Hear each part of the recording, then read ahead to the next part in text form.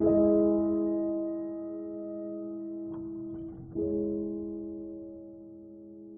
you like to be the President of the United States? I really don't believe I would run it, but I would like to see somebody as the President who could do the job, and there are very capable people in this country. Why wouldn't you dedicate yourself to public service? Because I think it's a very mean life.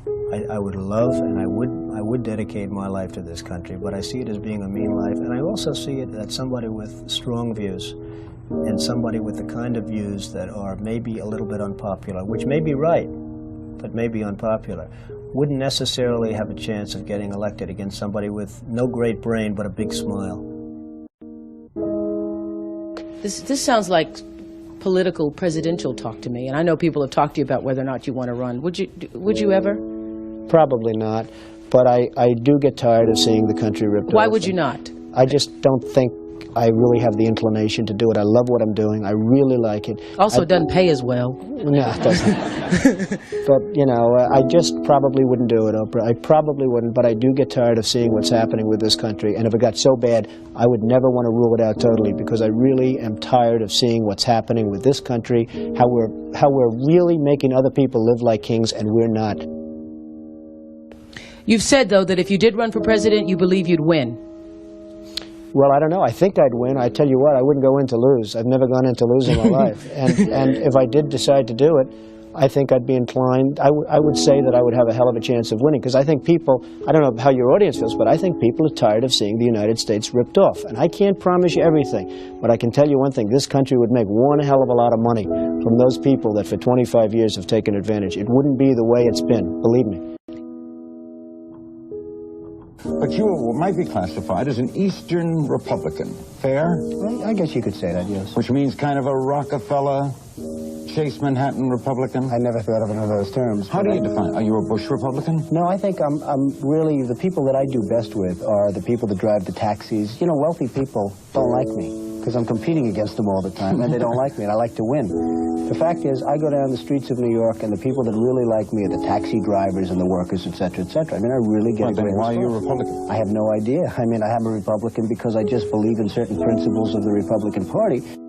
You have flirted with the idea of politics. Now you're here at your first national convention.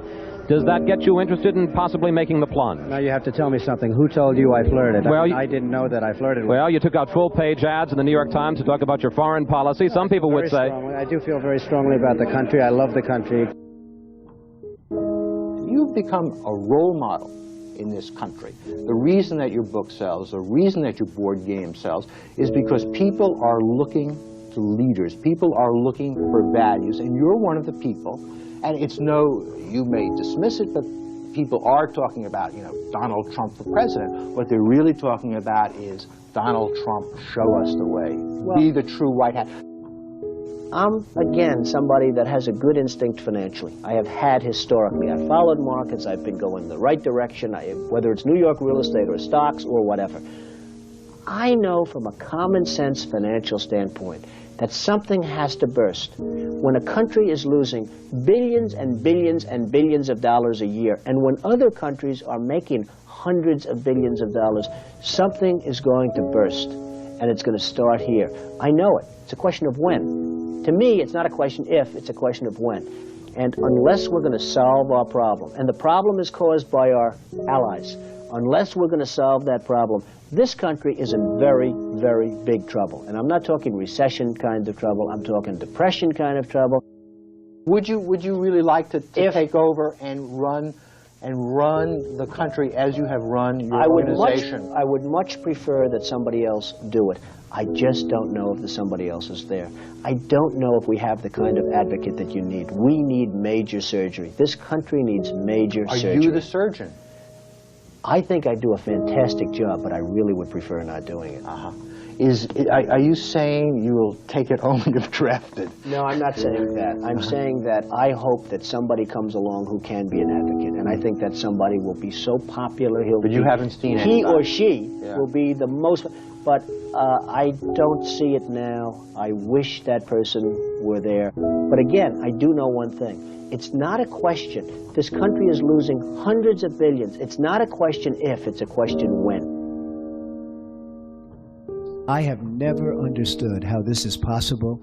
I have never understood how somebody throughout this country didn't sue the United States government and have that overturned. I mean, you had people, investors, investing over a 10-year period for under a set of conditions. And this is, as I was talking before, playing the game. We're all playing by a certain set of rules.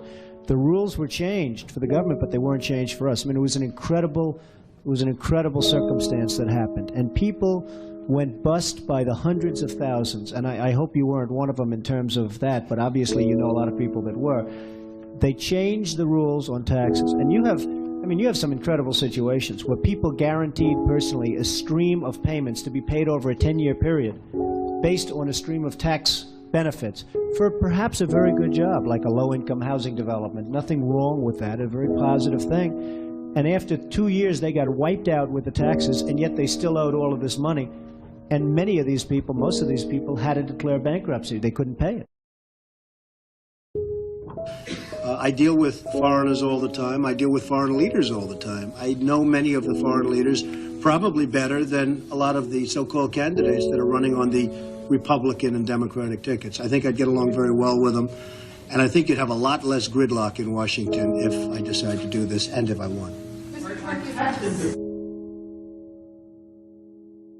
You know, nobody talks about the soldiers that are coming back with no arms and no legs. And I saw at Mar-a-Lago on Mondays, I make Mar-a-Lago my club that you know about. In Palm Beach. I make that twice now. On a Monday, I let returning Iraqi injured soldiers come to the premises. The most beautiful people I've ever seen, but they're missing arms and legs. They're with their wives, sometimes they're with their girlfriends, and the tears are coming down the faces of these people.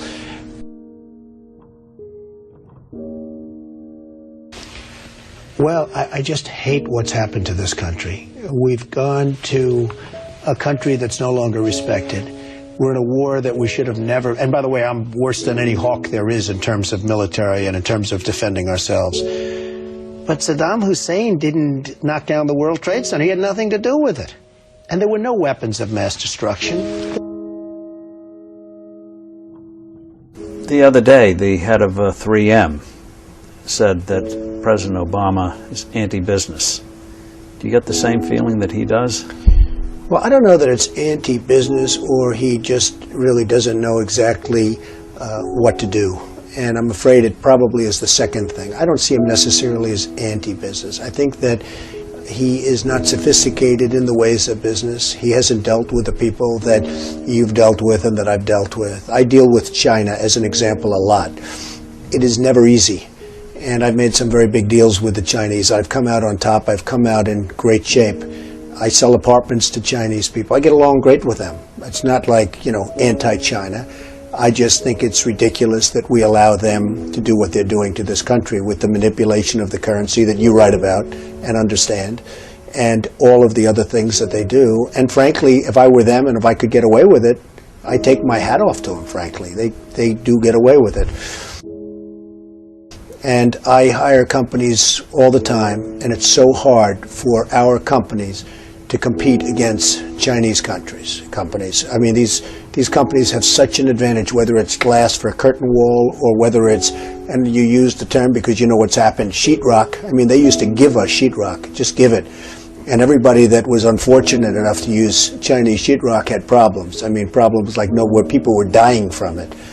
The good news, Steve, our product is much better, but with the manipulation of their currency, it's very, very, very hard for our companies to compete. But I'll certainly do whatever is necessary and however I can help, whether they want me to make speeches, whether they want me to contribute, raise money, I'll do whatever I have to do. We need somebody great as a president.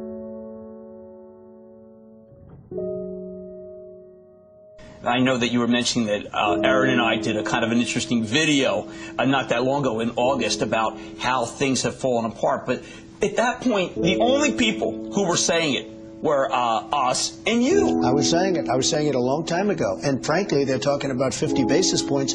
I think you should drop it a point, a full, solid 100 basis points, and just sit back and see. And I was actually looking at somebody, a gentleman from Goldman Sachs was saying 175. So that's going to be interesting. But I think that's ultimately going to be happy. And it would be nice if Ben could get now ahead of the curve instead of always being behind the curve. He's behind the curve. Say what you want about Alan Greenspan. He was always slightly ahead of the curve.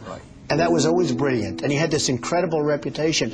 I think Ben has to get a little bit ahead of the curve. He has to do something dramatic. And I really think what he should do is surprise the hell out of everyone and do it 100, and let's see what happens. That would be big. Any politician, do you think, has the pulse? Anyone running for president has the pulse of what you know about the economy? Well, the biggest problem is something I never hear about. I told you about it once. Every time they lower interest rates, the cartel, because I call it a cartel, the illegal monopoly raises oil prices, okay? So the monopoly, because that's all it is, it's a total illegal monopoly. If businesses ever formed OPEC, everybody would be put in jail. Here they are, and every time a country hits oil, they're invited in to the cartel, okay? It's a disgrace. So what happens is every time interest rates go down, oil prices go up, and it's the same number. I mean, practically the same money. So they lower it, they raise it, they lower it, they raise it. Now you have oil that's close to 100, going to be over 100, and nobody in this country calls and says, get that damn oil price down. You get it down.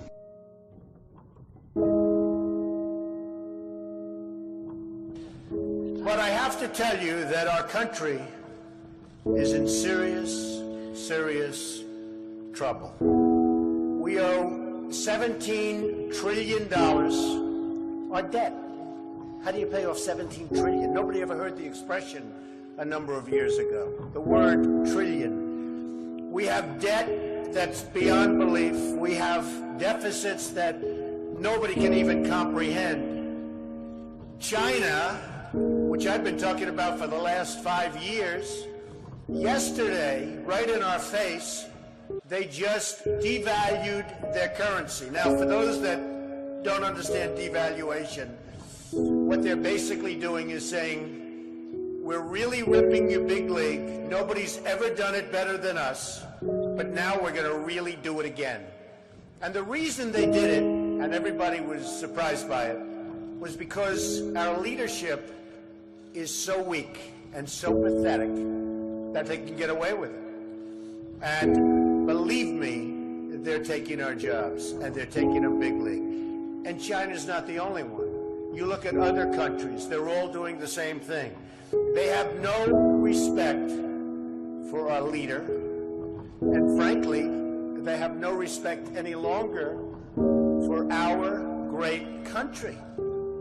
And it's so simple to solve. What we need is a strong economy. What we need is jobs. Now, you hear these phony job numbers, 6.7%. The 6.7% is probably 21 or 22% real numbers. When you give up looking for a job, it's like they consider you employed. It's amazing. They changed this. You know, in the old days, if you had people that couldn't find work, they couldn't find work. Today, such a huge number. Now you look at what's going on with Afghanistan. You have Karzai that's treating our president like he doesn't even exist. So they make a deal, and I'm not advocating stay, because frankly, I want to build this country. I want to build these schools. I don't want to build a school in Afghanistan, a road going to the school, watch it get built up and then blown up 4 times, and they keep rebuilding and rebuilding. And you go to Brooklyn, New York, and you can't have schools. You go to Iowa, you can't. You go to wherever you go, and you can't have schools. Because we don't have any money, because we're spending it in other places where, frankly, they don't want us, and I don't want them. And it's amazing.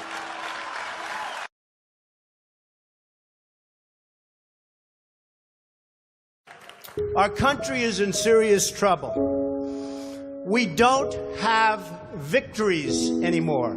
We used to have victories, but we don't have them. When was the last time anybody saw us beating, let's say, China in a trade deal? They kill us. I beat China all the time. All the time. When did we beat Japan at anything? They send their cars over by the millions. And what do? When was the last time you saw a Chevrolet in Tokyo? It doesn't exist, folks. They beat us all the time. When do we beat Mexico at the border? They're laughing at us, at our stupidity. And now they're beating us economically. They are not our friend, believe me. But they're killing us economically. The U.S. has become a dumping ground for everybody else's problems. Thank you. It's true.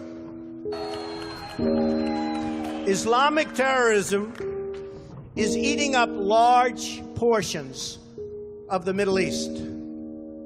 They become rich. I'm in competition with them. They just built a hotel in Syria. Can you believe this? They built a hotel.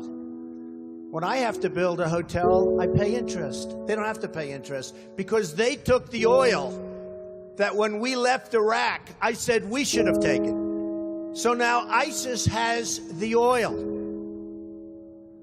And what they don't have, Iran has.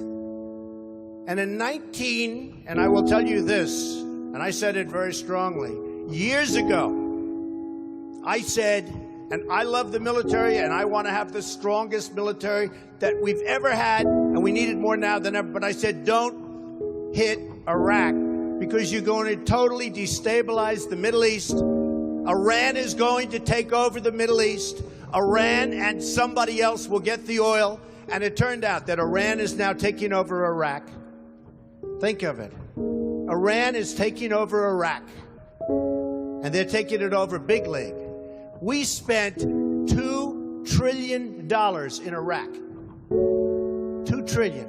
We lost thousands of lives, thousands in Iraq.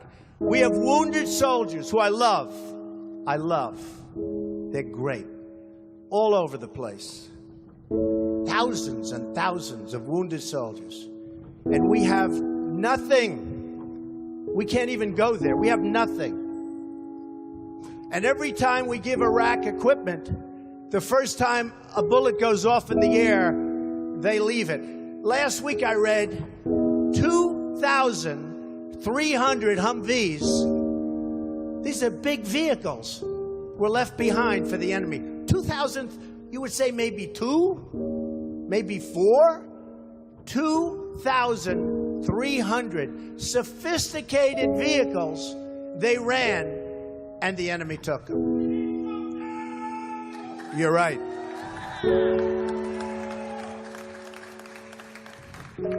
Last quarter, it was just announced, our gross domestic product, a sign of strength, right?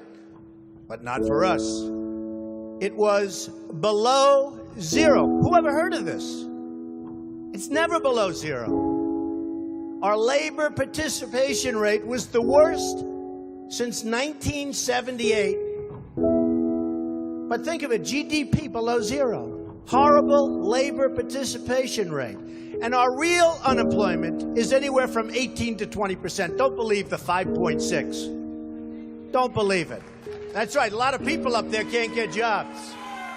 They can't get jobs because there are no jobs. Because China has our jobs and Mexico has our jobs. They all have our jobs. But the real number is anywhere from 18 to 19 and maybe even 21%. And nobody talks about it because it's a statistic that's full of nonsense.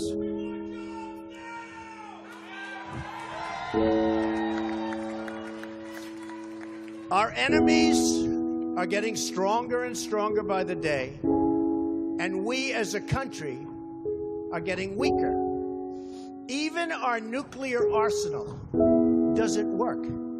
It came out recently. They have equipment that's 30 years old. They don't even know if it worked. And I thought it was horrible when it was broadcast on television, because boy, does that send signals to Putin and all of the other people that look at us and they say, that is a group of people, and that is a nation that truly has no clue. They don't know what they're doing. They don't know what they're doing. We have a disaster called the big lie, Obamacare. Obamacare. Yesterday it came out that costs are going for people up 29, 39, 49, and even 55%. And deductibles are through the roof. You have to get hit by a tractor, literally a tractor, to use it. Because the deductibles are so high, it's virtually useless. It is a disaster.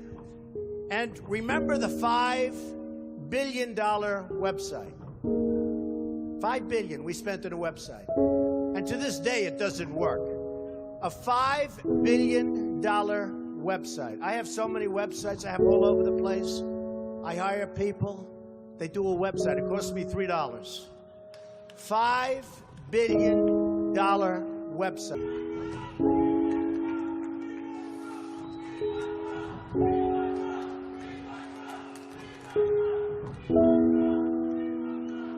Well, you need somebody, because politicians are all talk, no action. Nothing's going to get done. They will not bring us, believe me, to the promised land.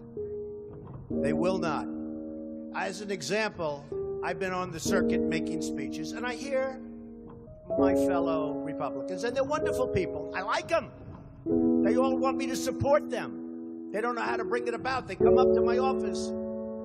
I'm meeting with 3 of them in the next week, and they don't know. Are you running? Are you not running? Could we have your support? What do we do? How do we do it? I like them. And I hear their speeches. And they don't talk jobs, and they don't talk China. When was the last time you heard China's killing us? They're devaluing their currency to a level that you wouldn't believe. It makes it impossible for our companies to compete. Impossible. They're killing us. But you don't hear that from anybody else. You don't hear it from anybody else. And I watch the speeches. Thank you. I watch the speeches of these people, and they say, the sun will rise, the moon will set, all sorts of wonderful things will happen. And people are saying, what's going on? I just want a job. Just get me a job. I don't need the rhetoric. I want a job. And that's what's happening. And it's going to get worse, because remember, Obamacare really kicks in 2016. Really big league. It is going to be amazingly destructive. Doctors are quitting. I have a friend who's a doctor, and he said to me the other day, Donald, I never saw anything like it. I have more accountants than I have nurses. It's a disaster. My patients are beside themselves. They had a plan that was good. They have no plan now. We have to repeal Obamacare, and it can be replaced. And it can be replaced with something much better for everybody.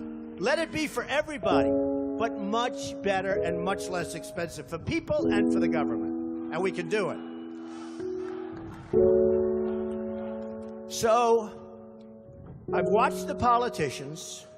I've dealt with them all my life. If you can't make a good deal with a politician, then there's something wrong with you. You're certainly not very good. And that's what we have representing us. They will never make America great again. They don't even have a chance. They're controlled fully. They're controlled fully by the lobbyists, by the donors, and by the special interests. Fully. They control them. Hey, I have lobbyists, I have to tell you. I have lobbyists that can produce anything for me. They're great. But you know what? It won't happen. It won't happen. Because we have to stop doing things for some people, but for this country, it's destroying our country. We have to stop, and it has to stop now. Now, our country needs a truly great leader. And we need a truly great leader now. We need a leader that wrote The Art of the Deal. We need a leader that can bring back our jobs, can bring back our manufacturing, can bring back our military, can take care of our vets. Our vets have been abandoned. And we also need a cheerleader. You know, when President Obama was elected, I said, well, the one thing I think he'll do well, I think he'll be a great cheerleader for the country. I think he'd be a great spirit. He was vibrant, he was young. I really thought that he would be a great cheerleader. He's not a leader, that's true. You're right about that. But he wasn't a cheerleader. He's actually a negative force. He's been a negative force. He wasn't a cheerleader. He was the opposite. We need somebody that can take the brand of the United States and make it great again. It's not great again. We need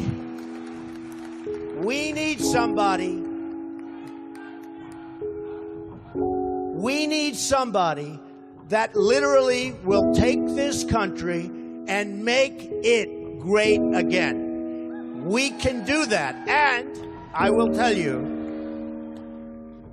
I love my life. I have a wonderful family. They're saying, Dad, you're going to do something that's going to be so tough. You know, all of my life I've heard that a truly successful person, a really, really successful person, and even modestly successful, cannot run for public office. It just can't happen. And yet that's the kind of mindset that you need to make this country great again. So, ladies and gentlemen,